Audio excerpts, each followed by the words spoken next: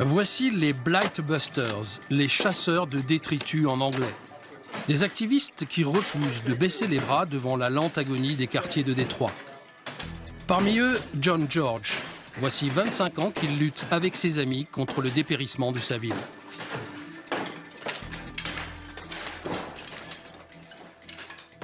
Les détritus sont comme une maladie. Si on ne fait rien, la saleté prend le contrôle d'une maison, d'un quartier, et après, c'est fichu. Il ne vous reste plus qu'à raser les maisons, les immeubles. Quand il s'agit de bâtiments en bois, en général, on ne peut plus rien faire. Si c'est un bâtiment en dur, on peut tenter d'en faire quelque chose. Sinon, j'espère qu'on pourra reprendre le contrôle de cette rue l'année prochaine. Le moins que l'on puisse dire, c'est que les Blightbusters sont efficaces. Leurs équipes sillonnent les quartiers, ils nettoient les jardins, rénovent et réhabilitent les maisons. Plus de 4000 au cours des dernières années.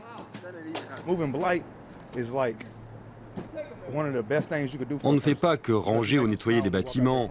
On veut rendre le sourire aux habitants, leur rendre une certaine confiance dans leur ville. Partout où nous passons, les dealers ont plus de mal à travailler et les quartiers connaissent un nouveau souffle. Au moins 80 000 maisons doivent encore être rénovées. Pour le moment, le renouveau ne se voit qu'au centre de Détroit. Les investisseurs privés ont déjà acquis un grand nombre d'immeubles pour une bouchée de pain. Après des années d'abandon, ces immeubles nécessitaient de lourds travaux de rénovation. Les investisseurs espèrent bien récupérer leur mise. Mais avant que Détroit renaisse de ses cendres, elle doit d'abord se débarrasser de ses dettes, près de 14 milliards de dollars. Tous les espoirs de la ville reposent désormais sur le nouveau maire, Mike Duggan.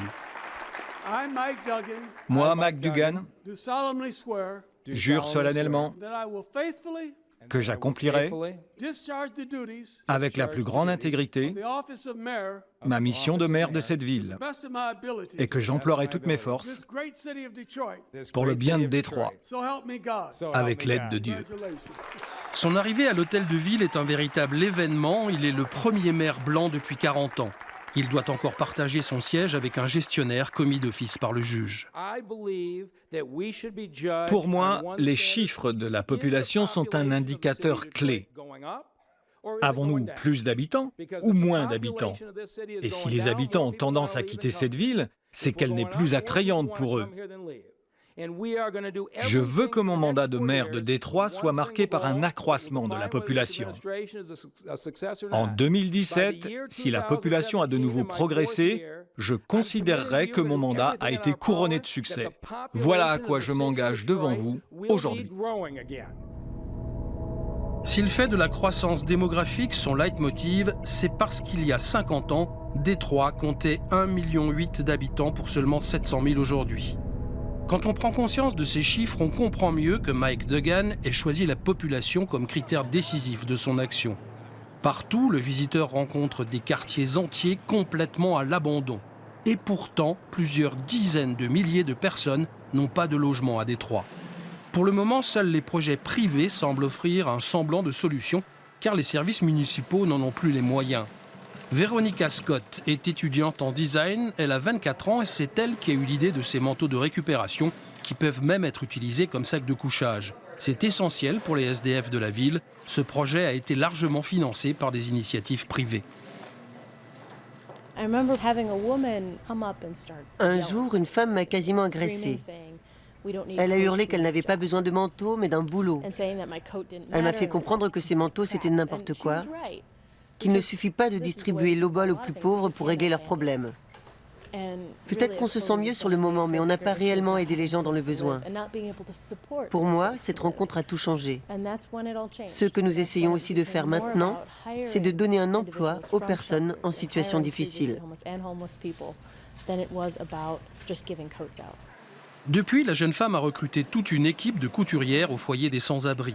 La plupart de ces gens ont un passé difficile, souvent même un casier judiciaire, mais pour Veronica, ça n'a pas d'importance. Vous savez, pendant 8 ans, j'avais une vie normale avec un boulot et tout. Un jour, on m'a mise à la porte et c'est là que les ennuis ont commencé. J'ai perdu ma maison, ma voiture, tout. Pendant longtemps, ma mère m'a aidée financièrement. Quand elle est décédée, ça a été la descente aux enfers. Depuis qu'elle n'est plus là, ma vie n'a plus beaucoup de sens. Personnellement, je n'ai jamais vu ça. Véronica est venue au foyer des sans-abri et nous a proposé du boulot, tout simplement. Pour moi, ça a été une chance extraordinaire. L'équipe des couturières a réalisé près de 2500 manteaux l'année dernière. Ils sont d'un grand secours en hiver et sont distribués par l'intermédiaire d'organisations caritatives. Avec les températures extrêmement froides de l'hiver, les foyers sont ouverts jour et nuit aux sans-abri. Par moins 20 degrés, il n'est pas question de laisser qui que ce soit dormir dehors.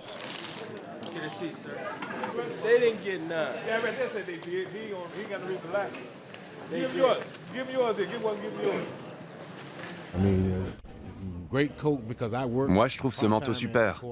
Vous savez, j'ai un petit boulot au stade de baseball. Comme je dois y aller à pied en ce moment, je suis vraiment content d'avoir bien chaud. C'est vraiment un cadeau du ciel.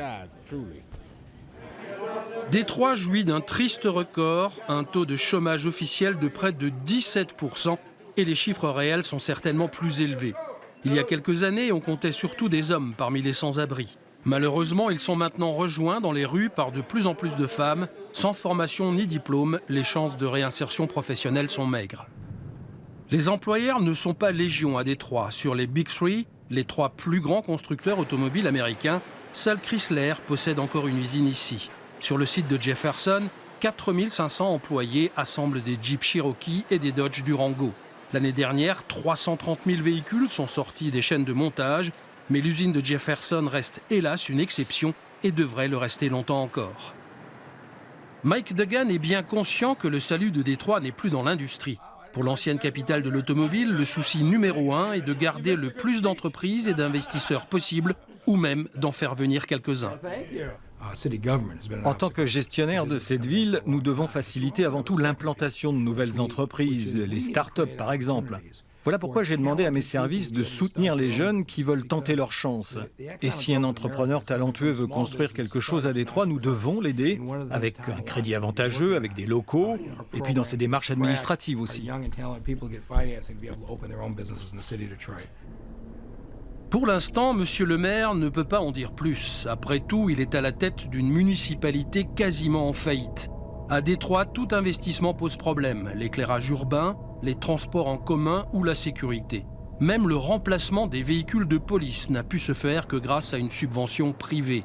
Une situation paradoxale pour l'une des villes les plus dangereuses du pays. Et si la police a récemment pris possession de son nouveau commissariat central, elle n'est pas au bout de ses peines. Dans de nombreux quartiers de Détroit, ce sont les entreprises privées qui assurent la sécurité.